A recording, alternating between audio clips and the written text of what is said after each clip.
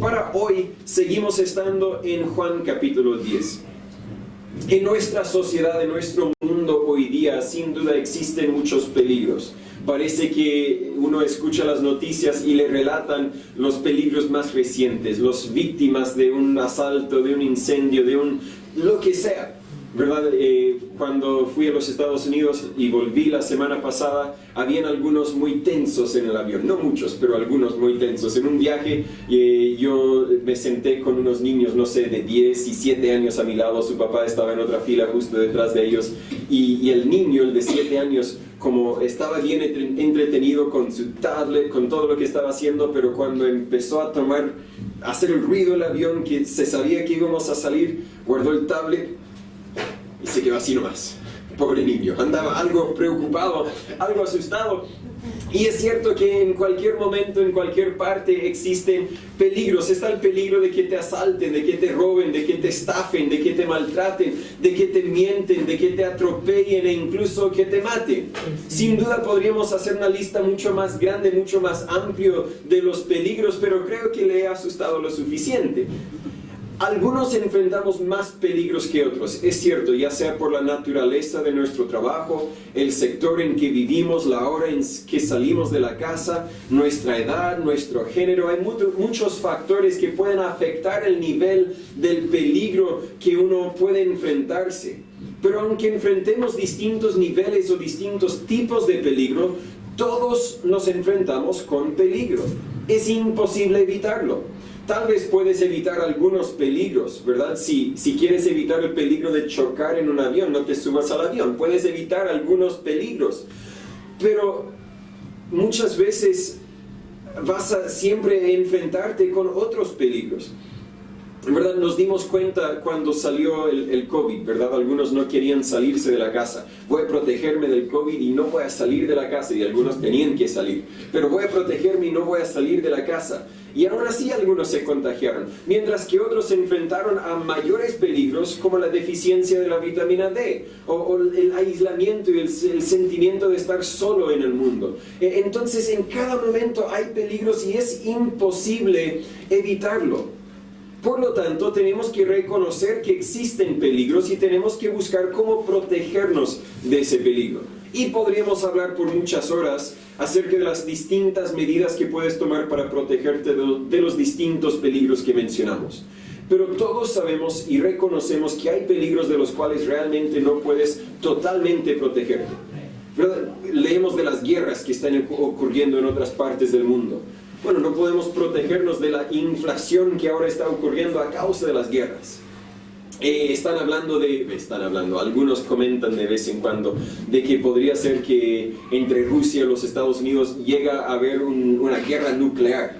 ¿Qué voy a hacer para protegerme de una guerra nuclear? Yo no puedo hacer nada para protegerme de una guerra nuclear. Hay peligros de los cuales no podemos hacer nada, están fuera de nuestro control. Y cuando te encuentras con un peligro que te sobrepasa, un peligro del cual no puedes defenderte, ¿a quién o a qué huyes? ¿En qué te apoyas en ese momento? Estaba pensando con toda la locura que existe en el mundo hoy día. Yo no sé cómo saldría de la cama si no fuera por Jesucristo. Yo no sé cómo pondría un pie delante del otro si no fuera por saber que Dios está en control, pase lo que pase. Espiritualmente hablando, hay mucho que está fuera de tu control. ¿Tienes quien te defiende? Hoy vamos a ver que el buen pastor no tan solo adquiere su grey, como vimos hace varias semanas, no tan solo alimenta su grey, como vimos la vez pasada hace 2 semanas, sino que también ampara o protege su grey. Juan capítulo 10, voy a empezar en versículo 11 y voy a leer hasta el versículo 16. Jesús dice en Juan 10, 11, yo soy el buen pastor. El buen pastor su vida da por las ovejas. Mas el asalariado, y que no es el pastor, de quien no son propias las ovejas, ve venir al lobo y deja las ovejas y huye. Y el lobo arrebata las ovejas y las dispersa. Así que el asalariado huye porque es asalariado y no tiene cuidado de las ovejas. Yo soy el buen pastor y conozco mis ovejas y las mías me conocen.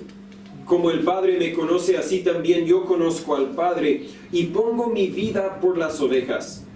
También tengo otras ovejas que no son de este redil. Aquellas también debo traer, y oirán mi voz, y habrá un rebaño y un pastor. Oremos antes de seguir. Señor Padre, gracias por tu palabra. Gracias que podemos tenerla en nuestras manos, que podemos leerla con nuestros ojos. Pero Señor, sin su ayuda realmente no podremos entenderla con el entendimiento ni con el corazón. Yo le pido, Señor, que tu palabra, que es viva y eficaz, penetre también a nuestros corazones, que nos demuestre la realidad, la verdad que tú eres. Y Señor, si hemos creído mal, si hemos entendido mal, ayúdanos a creer la verdad. Si hay alguno que no es su hijo, que no ha sido parte de su redil, de su grey, Señor, obra en sus vidas para que hoy puedan creer en Jesús, para que hoy puedan nacer a tu familia.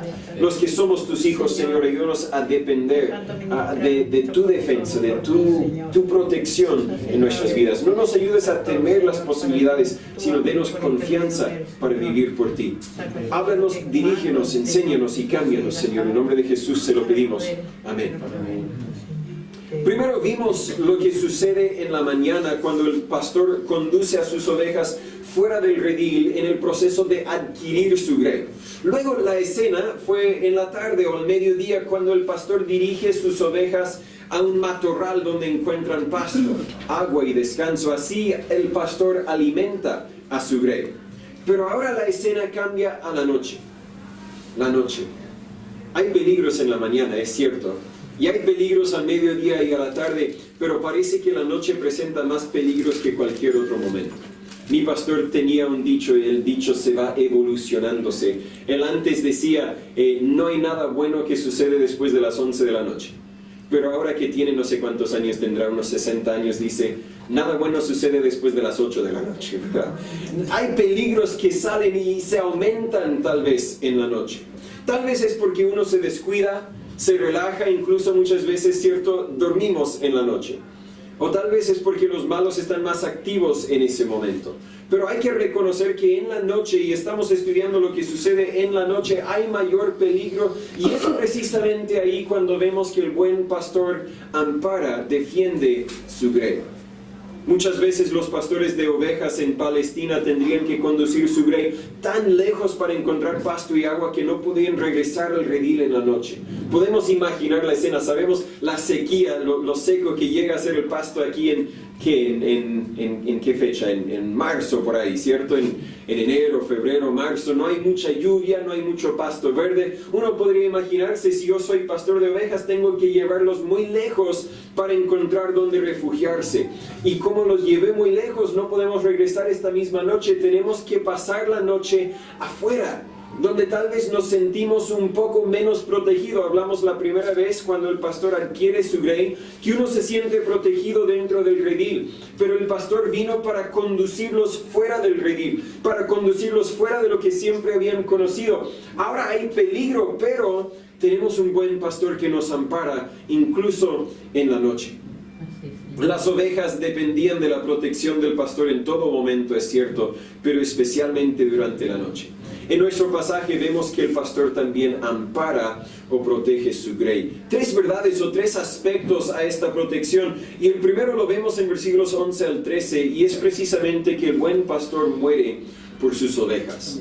En la Biblia dice en versículo 11, yo soy el buen pastor su vida da por las ovejas. Amén. No da su vida en el sentido de que tus padres dieron sus vidas por ustedes, en el sentido de que dedicaron sus vidas a criar sus hijos. ¿Verdad? Él dio su vida, literalmente entregó su vida por sus ovejas. El peligro en el campo abierto, y por seguro las ovejas no estaban en la ciudad, no había mucho pasto en la ciudad, estaban en el campo abierto y el peligro era real, era feroz. No tan solo había ladrones como los que hoy en la ciudad ejecutan encerronas, ¿verdad? No habían quienes venían para aprovecharse de las ovejas. Además de eso, habían lobos y otros animales salvajes. Animales que tal vez no temeríamos mucho si tuviéramos una escopeta y supiéramos cuándo y de dónde vendrían. Pero los pastores de ovejas tenían un palo y tal vez a lo mucho una honda. Y eso es lo que los pastores tenían. ¿Qué tenían las ovejas para defenderse? Nada. no podían correr más rápido que el enemigo, no podían ser más feroces que el enemigo, aún en un grupo no podían defenderse del enemigo, dependían, necesitaban la defensa del buen pastor. El peligro para las ovejas era real y era grave, pero el peligro para el pastor, el encargado de cuidar las ovejas, también era real y grave. Por lo tanto, no era extraño que un pastor de ovejas tendría que decidir si arriesgar su vida para defender las ovejas o huirse para salvarse a sí mismo y dejar que el enemigo destruya su redil. No era extraño, ¿verdad? Uno que salía para cuidar las ovejas, uno que se preparaba para pasar la noche con las ovejas, tenía que decidir ya si viene un lobo, ¿qué hago? ¿Arriesgo mi vida? ¿Pongo mi vida por las ovejas o huyo? Y era una decisión que algunos, tal vez algunos los dueños propios de las ovejas decían, no, esto es mi vida. Yo he luchado de la nada para tener estas ovejas. Yo voy a arriesgar la vida si es necesario, pero voy a defender la oveja. Mientras que como Jesús dice, y vamos a explicar el significado del dicho, el asalariado huye. No, ¿verdad? A mí me contrataron, me dieron un precio, pero el precio que me dieron no vale la pena, así que yo me voy nomás. Muchas veces el pastor de las ovejas no tan solo ofrecería su vida, sino daría su vida por las ovejas. It didn't work. We'll get it later, okay?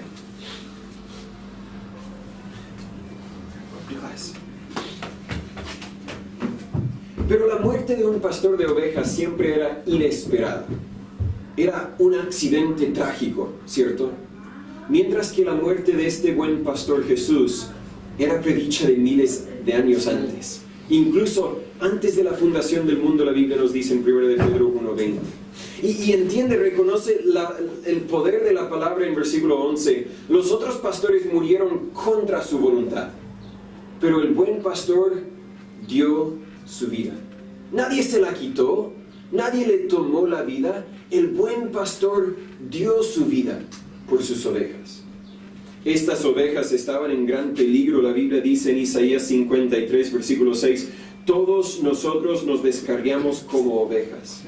Todos nosotros como estas ovejas nos descarriamos. Cada cual se apartó por su camino y aunque no lo entendemos porque no somos ovejas, si pudiéramos ser ovejas entenderíamos el peligro de desviarnos por nuestro propio camino. ¿Verdad? Si tú encuentras una oveja solo en el campo, especialmente en ese tiempo, está muerto. Tal vez le quedan algunas horas, tal vez le quedan algunos días, pero está muerto. ¿Por qué? Porque la oveja sin el pastor va a morir.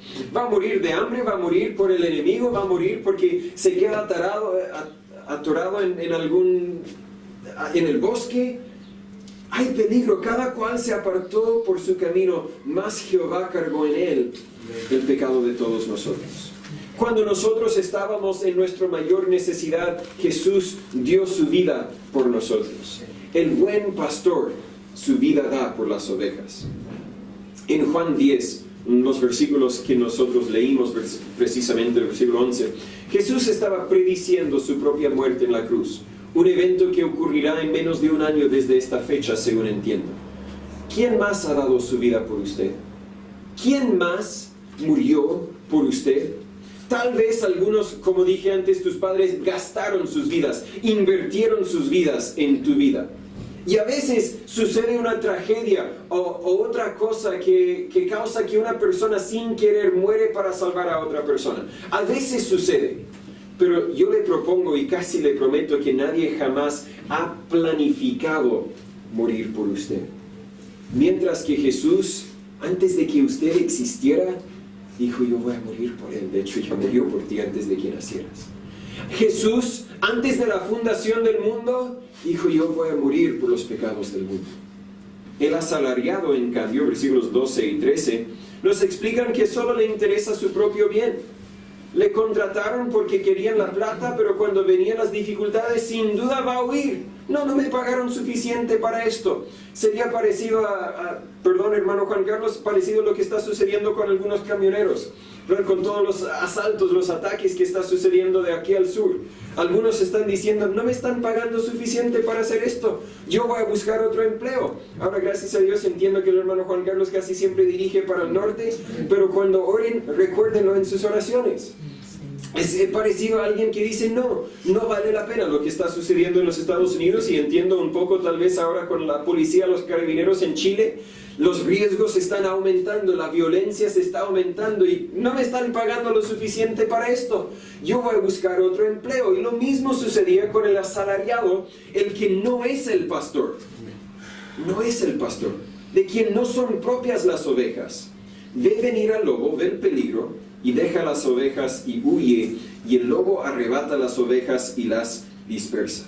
Parece que en versículos 12 y 13 Jesús sigue atacando a los religiosos, quienes ya había acusado en el versículo 1, versículo 5, versículo 8 y versículo 10. Tal vez son los líderes de los fariseos, pero hoy día podríamos destacar, ¿verdad? Podríamos destacar a cualquier religioso falso, el que solo está ahí porque quiere la plata, el que solo está ahí porque quiere verse importante, el que está ahí porque quiere lo que él quiere en vez de querer servir. Me encanta, y no ha desarrollado como un hábito mío, pero escucho que muchos en el mundo de habla hispana, como pastores, se dicen su servidor. Es cierto, yo debo ser el servidor. Yo no soy el líder, aunque a veces me miren como para tomar decisiones de liderazgo. Yo no soy el jefe, yo no soy el dueño, yo soy el siervo, tal como Jesús no vino para ser servido, sino para servir. Ellos practicaban su religión para su propio bien.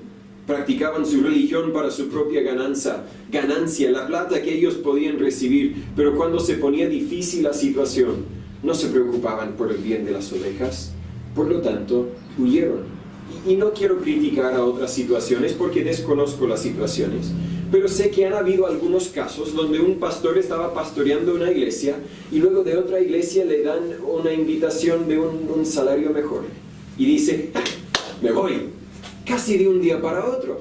Yo no voy a reconocer que a veces es la voluntad de Dios que un pastor se cambie de iglesia. A veces es la voluntad de Dios que un pastor mueve para otro lugar, y a veces resulta que ese otro lugar le paga mejor que el lugar anterior. Pero si yo soy el pastor de las ovejas, el subpastor de las ovejas, Jesús es el pastor de las ovejas, si estas ovejas son mías, si yo realmente cuido de las ovejas, no voy a salir de un día para otro. Siempre está la posibilidad de que Dios me llame, me mueve a otro lugar. Yo espero saberlo con años de anticipación. Puede ser que no sea así. Pero si hoy día el pastor de mi iglesia muriera y la iglesia dijera, Natán, te quiero como pastor de esta iglesia, primero voy a tomar mucho tiempo para orar, para saber si esto realmente es la voluntad de Dios. Y segundo, no voy a irme hasta que esto esté bien organizado para que ustedes estén con lo necesario para seguir adelante. Ocurre muchas veces que el pastor asalariado busca mejor salario y se va sin preocuparse, sin importarse por el bien de las ovejas. En esta idea también hay una acusación en contra de nosotros, en la idea de que solo practicaban su religión para su propio bien.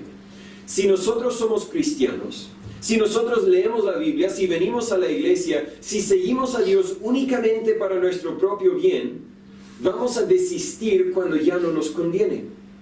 Debemos obedecer a Dios, sí, pero debemos obedecer a Dios no tan solo para nuestro propio bien, sino porque es la voluntad de Dios. Claro que el camino de Dios, la voluntad de Dios, siempre es lo mejor para nuestras vidas. Romanos 8:28 siempre es la verdad, que Dios está obrando todas las cosas para bien. Pero muchas veces en el momento no nos parece bien. Y si nosotros decimos, yo voy a seguir a Dios mientras me conviene, cuando ya no te parece conveniente, vas a desistir en seguir a Dios y vas a huir. Es una acusación también contra nosotros. Debemos basar nuestras decisiones en lo que es la verdad, en vez de lo que parece ser la verdad. Y la verdad es que seguir a Dios siempre es lo mejor. Amén.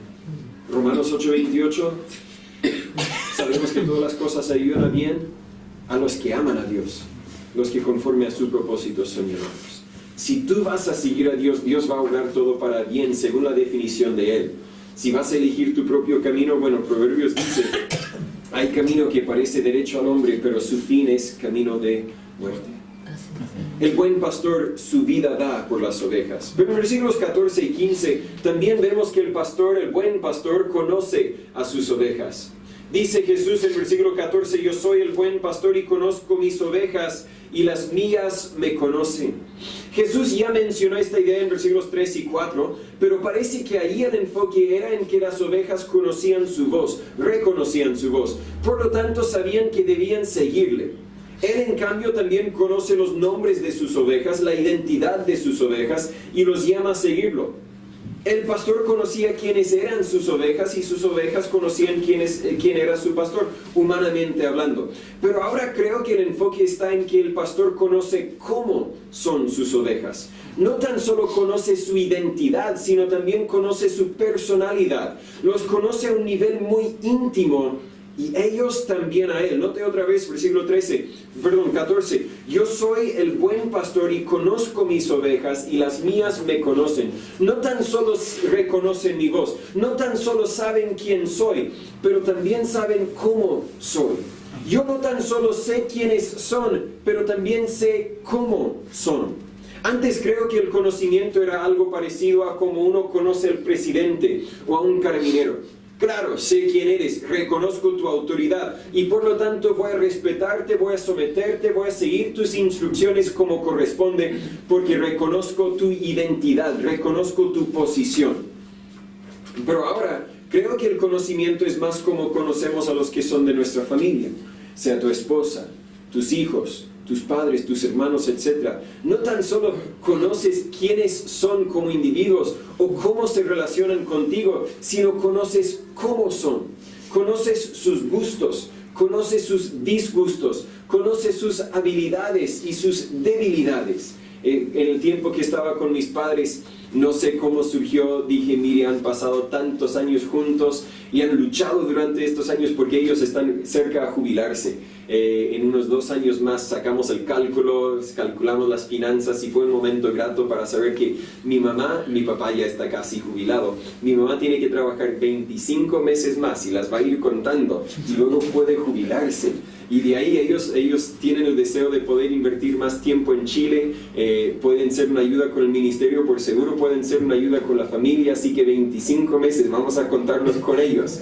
Pero yo dije, mire papá, mamá, han pasado tantos años luchando juntos y ahora casi llegan a la etapa cuando ya no tienen que luchar y pueden simplemente disfrutar la vida juntos. Pero busque algo que les guste. ¿Qué quieren hacer? No quieren seguir luchando aquí, quieren pasar tiempo con la familia. Y nosotros queremos que pasen tiempo con la familia también. Y luego, no me acuerdo cómo surgió, pero dije, ¿se conocen tan bien ya? Y mi mamá dijo, sí. Mi amor, ¿cuál es mi helado favorito? Y él lo dijo, ni me acuerdo, porque yo no conozco a mi mamá tan así. Le hizo otras preguntas así y mi papá sabía. ¿Por qué? Porque se conocen. Se conocen como yo no los conozco. Ellos se conocen. Así de íntimo, Dios te conoce a ti. Tu pastor te conoce a ti. Él conoce tus gustos, tus disgustos, tus habilidades y tus debilidades. David dijo en Salmo 139, si quieren lo pueden buscar, es un salmo muy conocido, si lo empezara a leer algunos tal vez lo podrían citar.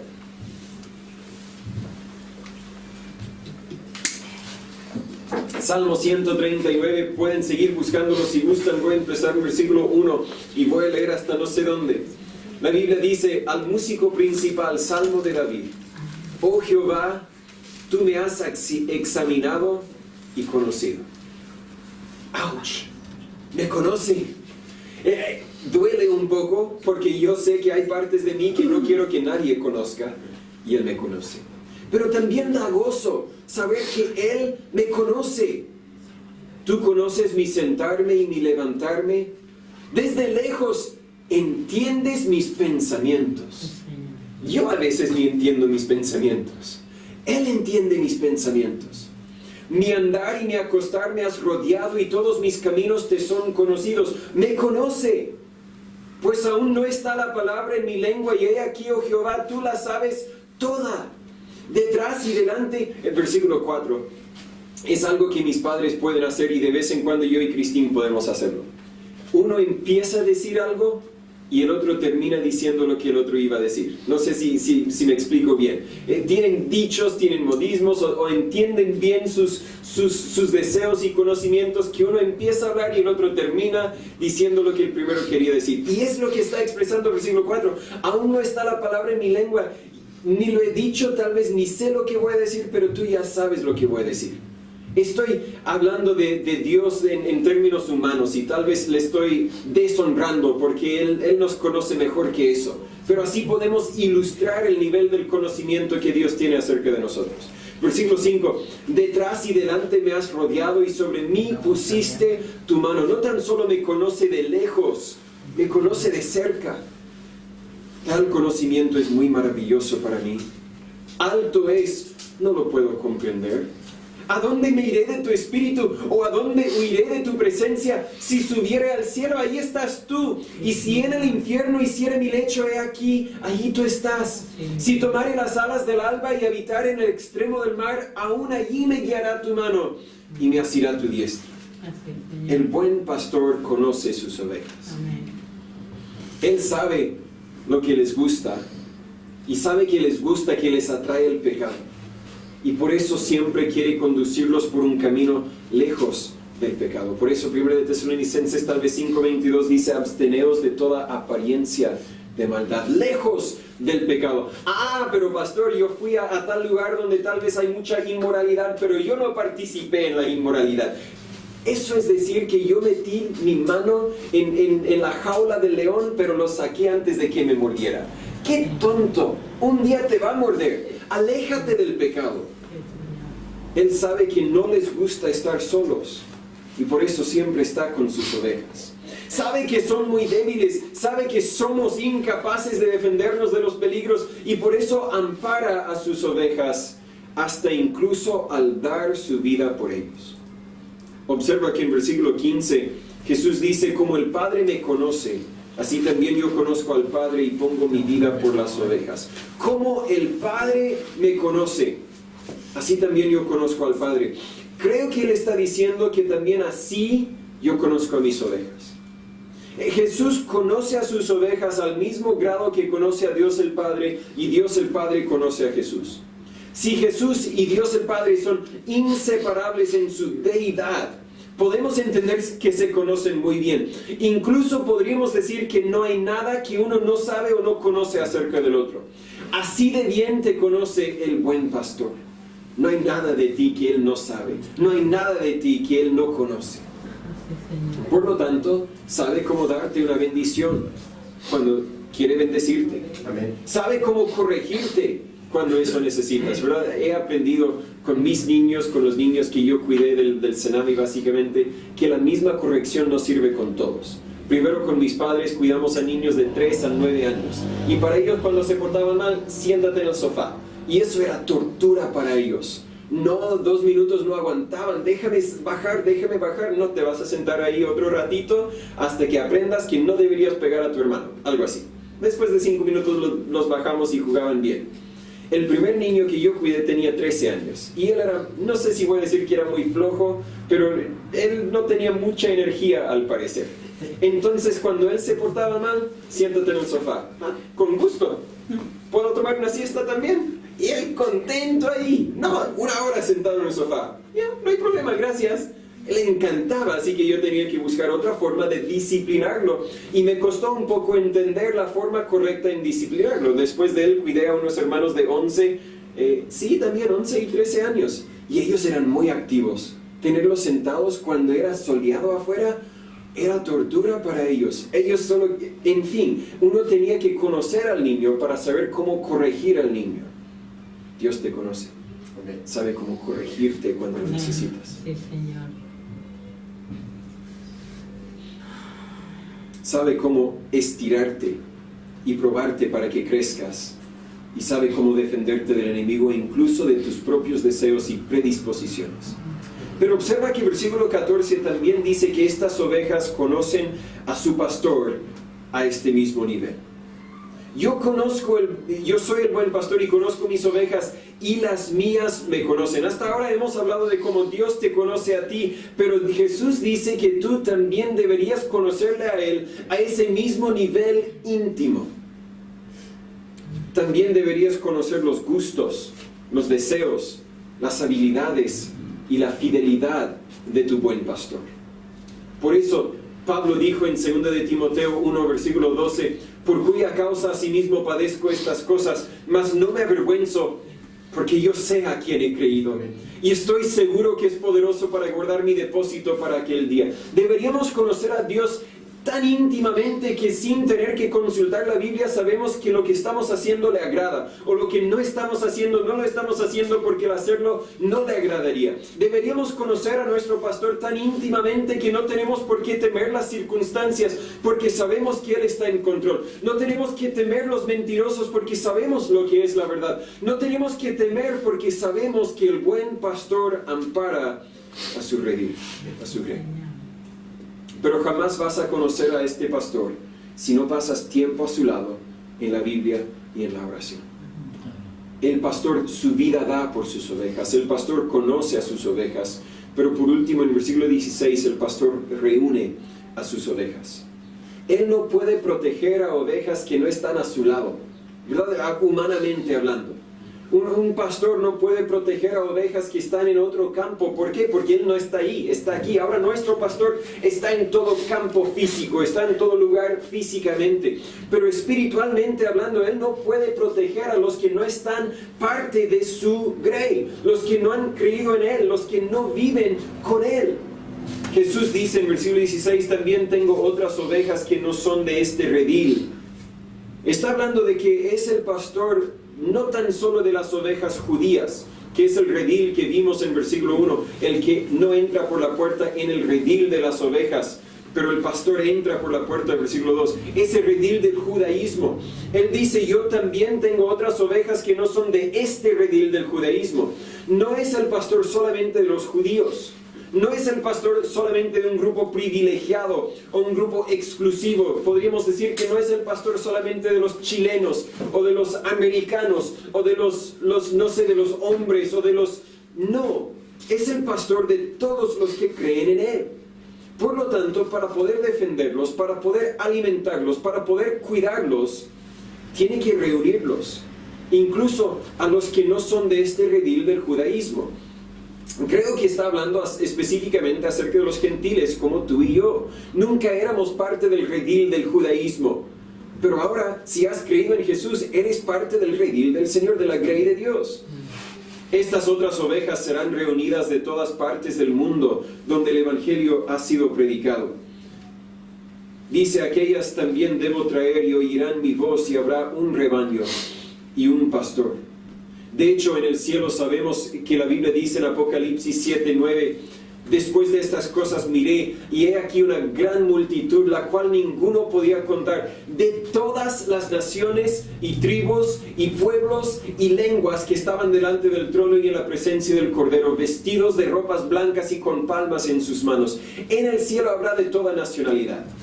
En algunas ocasiones, no hablando de nadie aquí, ni hablando de ningún miembro de la iglesia, pero escuché a algunos quienes se identificaban como creyentes hablar de algunos inmigrantes de una forma negativa. ¿Qué hacen aquí en este país? Solo vienen para, no sé, y querían criticar. Ocurre lo mismo en los Estados Unidos. Pero entiende conmigo, si no los puedes amar aquí en la tierra, te va a ser muy difícil en el cielo. Pero porque ahí también van a estar en el cielo. Debemos amarlos ahora. Debemos amarlos como Dios los amó, y realmente está demostrando que tal vez el amor de Dios no mora en ellos. Pero Jesús, hablando a un pueblo judío principalmente, estaba diciendo, yo tengo ovejas que no son de este redil del judaísmo. ¿Sabe? Tú tienes hermanos espirituales que no son de tu cultura, y para ellos fue, porque para ellos, antes de Cristo por lo menos, para ellos la cultura judía, la religión judía era el único camino al cielo. Pero hoy día la fe en Jesús no es una cultura tanto.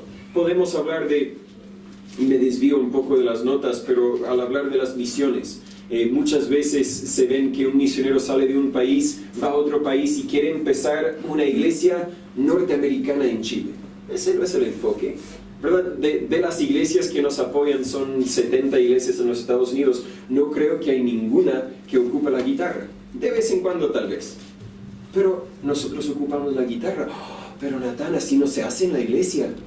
No está en la Biblia, ¿verdad? Vamos a adaptar la fe para la cultura. Nos es más conveniente usar la guitarra. Cuando ya no tenemos que ocupar la estufa, tal vez vamos a traer un teclado para que Cristín nos acompañe con el piano también. No hay nada malo en eso. Tenemos que adaptar a la cultura, pero seguir las verdades de la Biblia. ¿Cómo lo saqué? ¿Cómo llegué a ese punto? No sé. Porque hay muchas otras nacionalidades que también son creyentes y partes de la grey de Dios. De hecho, me sorprendí al ver todas las profecías en el Antiguo Testamento que también anunciaban que Jesús iba a ser adorado y servido por las naciones, no tan solo por la nación de Israel. Les voy a leer algunas. En Salmo 22, 27, la Biblia dice: se acordarán y se volverán a Jehová todos los términos de la tierra y adorarán delante de ti todas las familias de las naciones. Todas las naciones, todos los países, todas las nacionalidades van a adorar a Dios. Salmo 72, 17. Su nombre será para siempre, perpetuado será su nombre mientras dure el sol. Y benditas serán en él todas las naciones. Lo llamarán bienaventurado. Salmo 86, 9. Todas las naciones que hiciste vendrán y adorarán delante de ti, oh Señor, y glorificarán tu nombre. Esto solamente en el libro de Salmos. El pueblo judío debía haber entendido que un día este evangelio, la salvación, ser parte de la familia de Dios, sería para todas las naciones. Isaías 56, versículo 8. Dice el Señor Jehová, el que reúne a los dispersos de Israel: aún reuniré otros a él, además de los que están a él congregados. Zacarías 2, del 10 al 11. Canta y alégrate, hija de Sión, porque he aquí vengo y moraré en medio de ti, dice Jehová, y muchas naciones se unirán a Jehová en aquel día, y serán mi pueblo, y moraré en medio de ti, y entonces conocerás que Jehová de los ejércitos me ha enviado a ti. Amén. Este versículo 11 de capítulo 2 habla de lo mismo que Jesús menciona en Juan 10, donde dice: habrá un rebaño y un pastor. Dice en Zacarías 2:11: serán mi pueblo y moraré en medio de ti. No hay diferencia con el Señor. Él no ve a los creyentes chilenos y los creyentes venezolanos y los creyentes argentinos. Él ve sus hijos, sus ovejas. Y voy a desviarme un poco para comentar también si el evangelio será llevado a todas las naciones. ¿Cómo llegará a todas las naciones? Por lo que hoy conocemos como misiones, por creyentes en un lugar preocupados para llevar el evangelio para alcanzar a los que están en otro lugar. El mes de octubre, no lo señalé porque les di muchas fechas, el mes de octubre quiero tener un enfoque precisamente en las misiones y cómo nosotros como iglesia podemos estar involucrados en llevar el evangelio más allá de nosotros, más allá de San Pedro de la Paz. ¿Por qué? Porque Dios dice que un día estarán en el cielo de todas las naciones. Y aunque estas otras ovejas, los gentiles, se encontraban en otros rediles, hoy día podemos hablar de las muchas religiones falsas, de los que no profesan ninguna religión, e incluso los que profesan un cristianismo que no se basa en Cristo. Ellos serán reunidos en un mismo rebaño en el cielo, bajo un mismo pastor, Jesús. Hay creyentes que no asisten a una iglesia bíblica. Es cierto. Hoy día tal vez no son parte del redil físico visible que se nota hoy día, pero un día estaremos todos reunidos en el cielo si somos hijos de Dios y hemos creído en Jesús.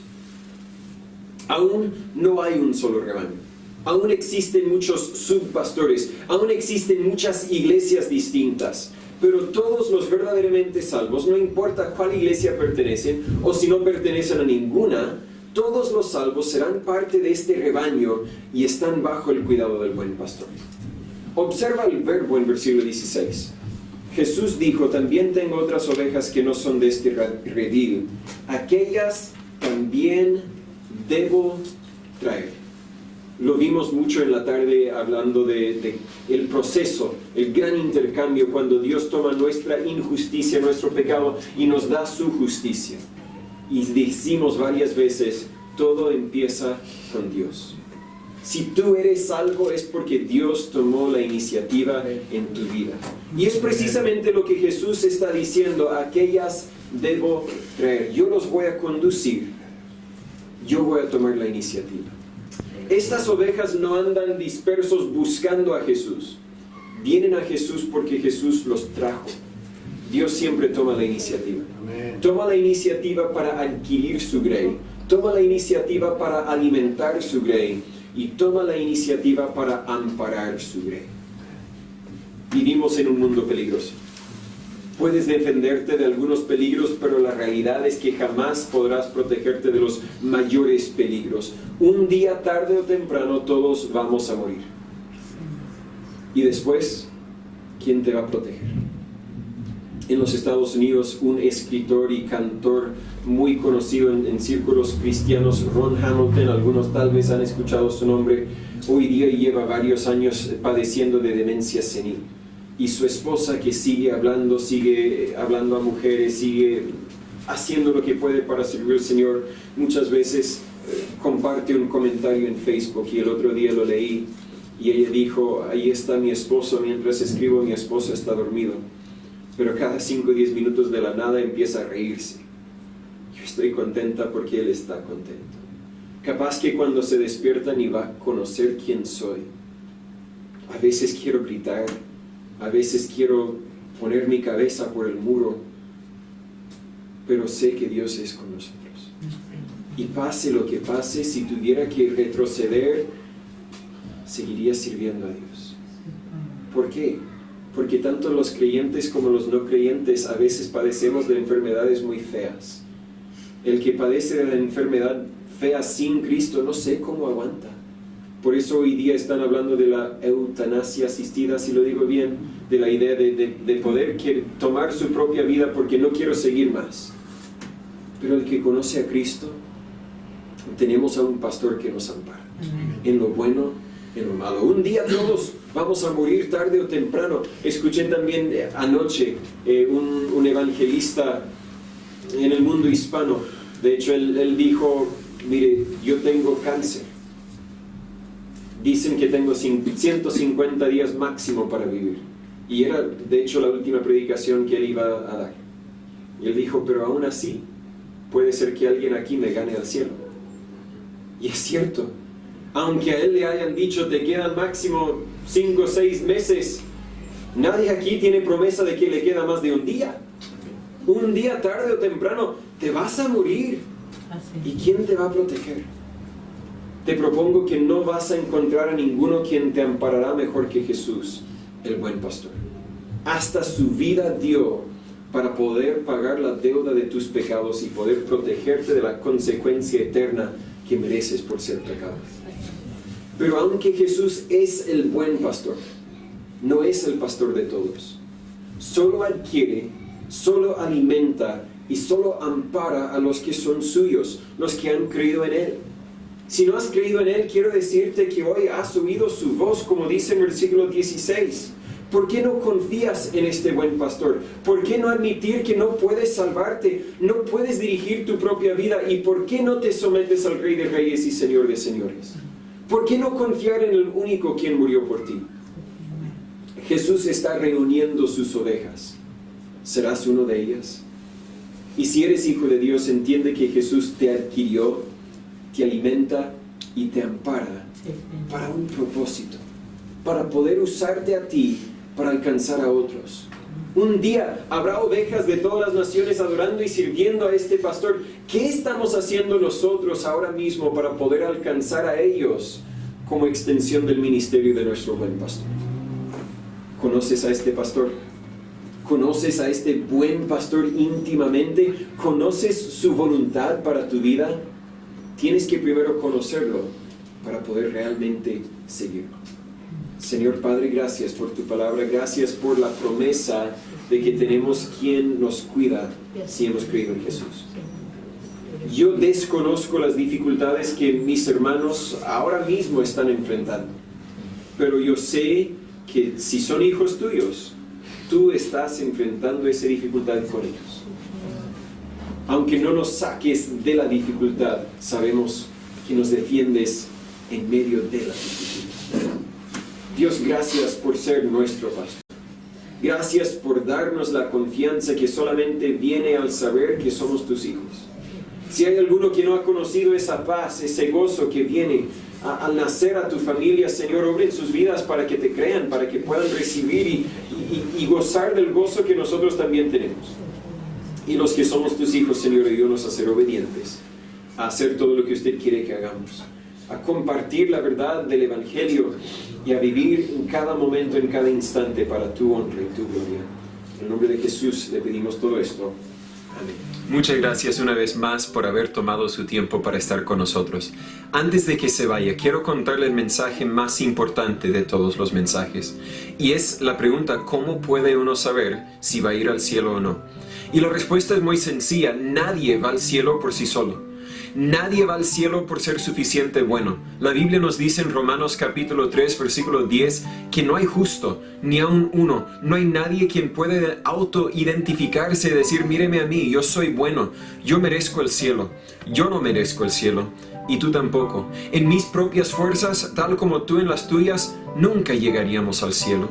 Pero por eso es que Dios mandó a Jesús a morir en la cruz como nuestro sustituto, a tomar la paga de nuestros pecados. La Biblia dice en Juan 3:16, porque de tal manera amó Dios al mundo.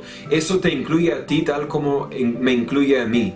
De tal manera amó Dios al mundo, que ha dado a su Hijo unigénito, para que todo aquel que en Él cree no se pierda, mas tenga vida eterna. Esa es una promesa de un Dios quien no falla, un Dios quien siempre ha cumplido todas sus promesas, siempre ha cumplido con todas sus profecías, siempre ha sido fiel y siempre lo será.